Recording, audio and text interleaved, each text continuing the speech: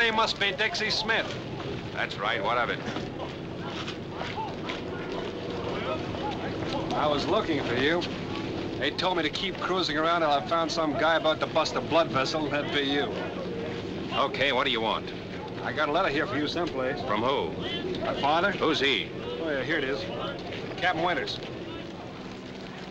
Captain Chris Winters, the skipper? Well, Mother used to always call him Christopher. I'm Chris. That's how she told us apart. So you're the skipper's son. Yeah, I can see it now. You look just like him. Thanks. And if you're anything like your father, you're okay. Well, Dad always told me you were a great help to him in winning the war. We didn't do so bad.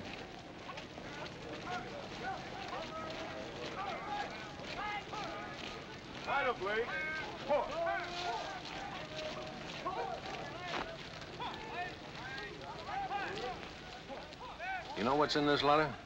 No, but you know these doting fathers.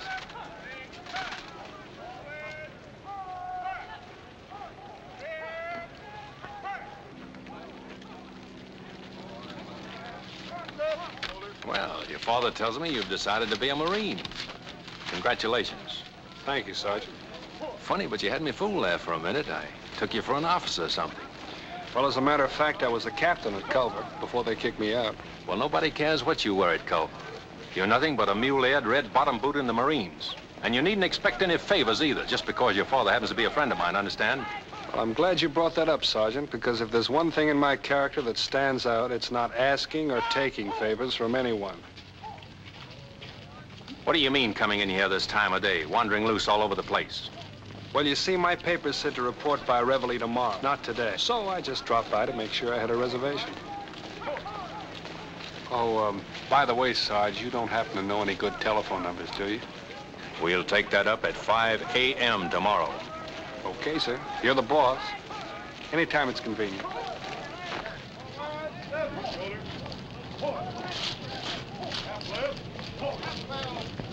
To the rear. March!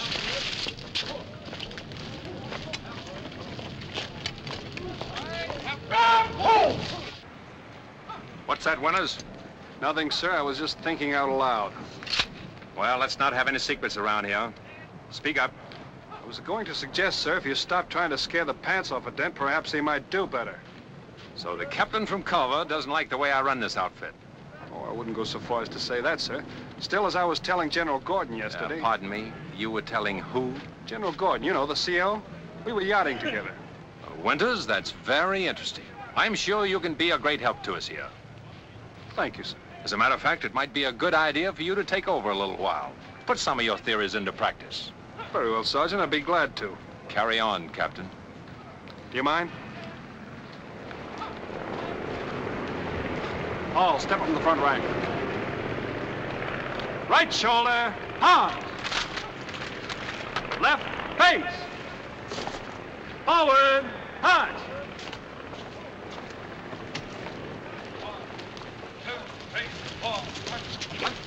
Get those pieces straight in there. Straighten up that face. Chin up.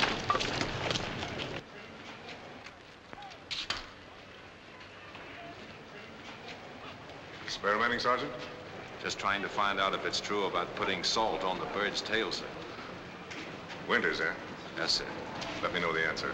Very well, sir.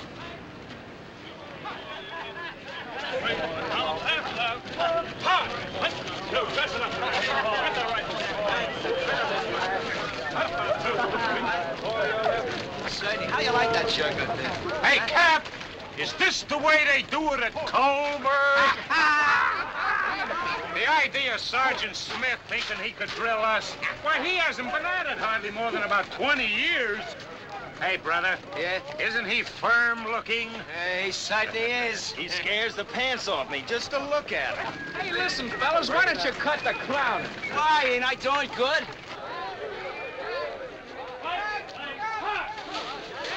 Come on, you guys. Let's get in that vulgar boatman. Come on.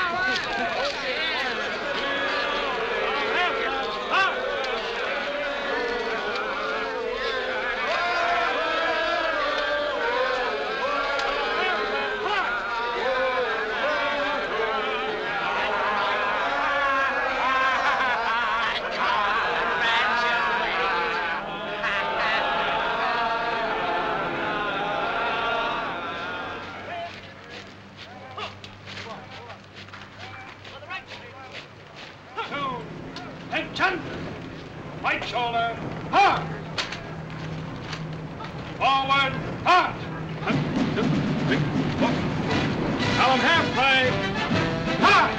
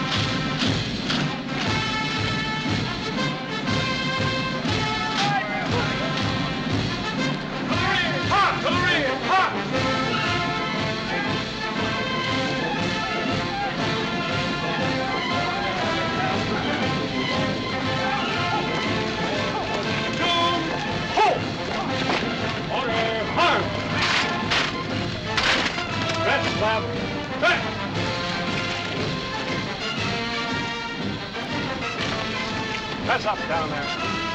Get your chins up and dress up that end down there. Ready, hunt!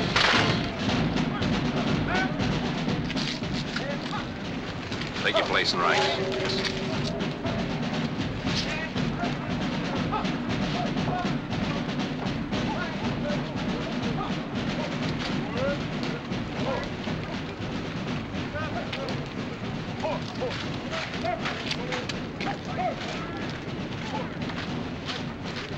Is this your idea of handling men? Under certain circumstances, yes, sir. Someday you're apt to get your block knocked off. I was captain of the boxing team at Culver, too. I've often wondered how Culver managed to survive after you left.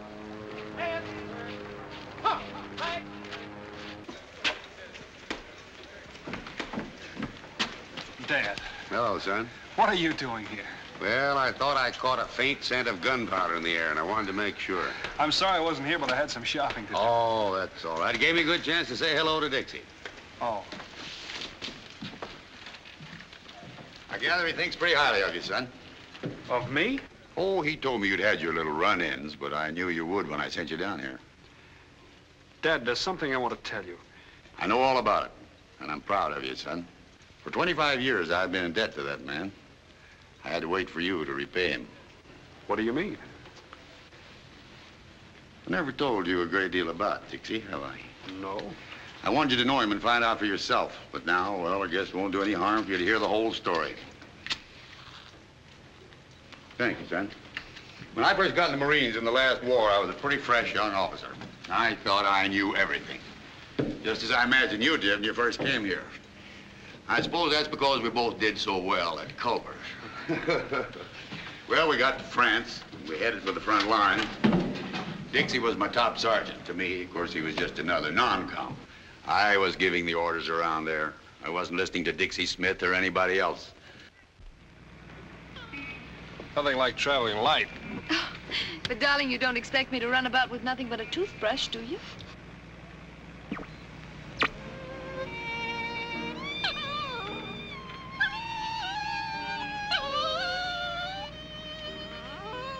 He just adores good music. Maybe you ought to let him take lessons. We interrupt this program coming to you from New York to bring you the following special news bulletin. Washington, Steve Early, the President's secretary, has just released from the White House further information concerning the surprise Japanese attack on Pearl Harbor and Manila. While details are lacking, indications are that the 2 squadrons of Japanese bombers attacking at dawn caused severe damage to naval units and air forces based in Honolulu and took a heavy toll in lives. Early stated that the air assaults on the American fleet are continuing. For further reports, stay tuned to the station to which you're listening.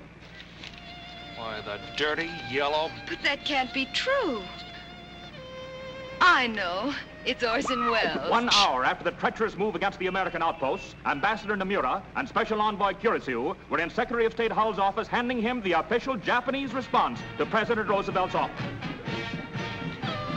What's that?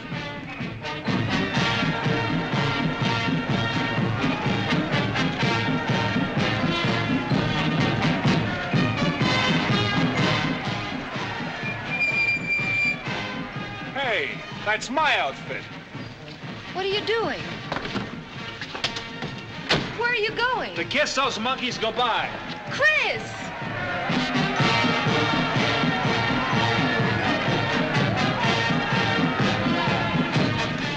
Well, Sarge, I'm here. Go on, beat it. Look, Sarge, I was only kidding. Get out of the way, you're blocking the street. This isn't just your war. I've got as much right as any... Beat it. Go sit in your swivel chair where you belong. You're just an ex-Marine. I had the pleasure of taking your transfer papers to General Gordon myself. Well, how did I know there was going to be a war? Besides, Dad can get the papers back. Not before we're gone. All right, I'll go without them then. You've got a fat chance of getting on that boat without a uniform. All right, if that's the situation. Here, hold this.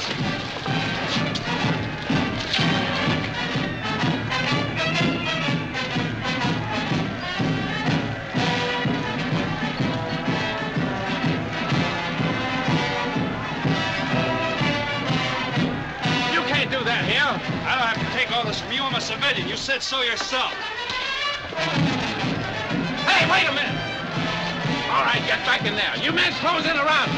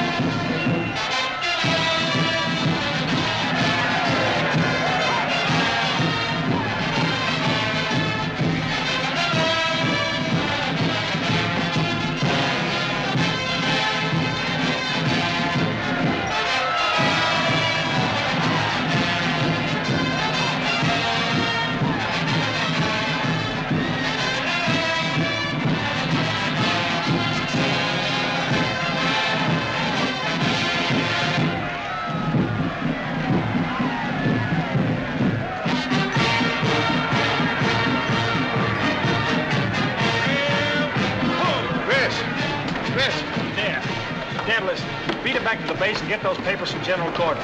Send them to Helene's uncle and tell him I said he... Never mind, I got them right here. Good. God bless you, son, and give them hell. So long, Leatherneck, and I'll send you a couple of Japs for Christmas. Get on up there, Winters. You're holding up the wall. Yes, sir.